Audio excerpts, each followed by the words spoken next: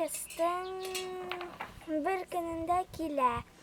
Men onun suretlerin qarağa yaratam. Ulardı okuyayım. Mene o bek nek oqşay.